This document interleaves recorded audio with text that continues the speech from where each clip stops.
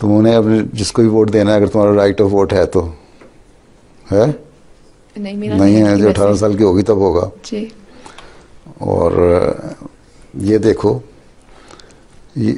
अब पहली बात तो ये है कि हर पार्टी जो है अपना मैनिफेस्टो जो देती है उसमें तो बड़ी बड़ी दावे करते हैं, हम ये कर देंगे वो कर देंगे हैं, और जब हो जाता है, जब हुकूमत में आ जाते हैं तो कहते हैं हो ये भी हमारी बाद रिस्ट्रेंस थी, हमें ये भी रोकें थी, हमें ये परेशानियां थी, इसलिए नहीं हो सका।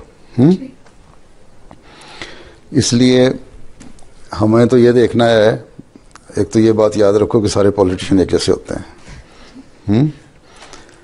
हर एक का मैनिफेस्टो अपने अपने लिहाज से अच्छा होता है।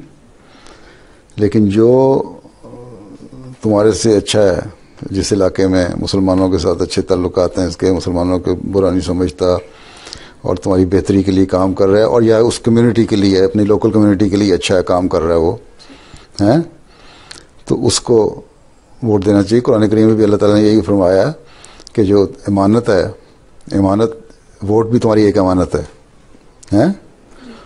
उनको उनके जो अहल हैं, लोग जो डिज़र्व करते हैं लोग, उनके सपुर्द करो।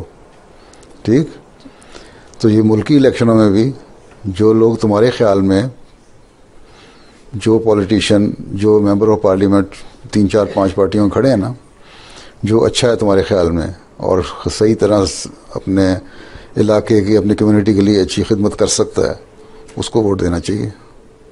ठीक, और हजूर मेरा एक और सवाल था। मैंने वोट देना था अपना, मैं पोस्टल वोट देता हूँ, मैंने दे दिया है, पर मैंने ये नहीं बताऊंगा क्योंकि हो सकता है कि जी जी। मेरी बात सुन के बाद अहमदी भी उसको दे दें, जी, इसलिए उनको इंडिपेंडेंटली देना चाहिए।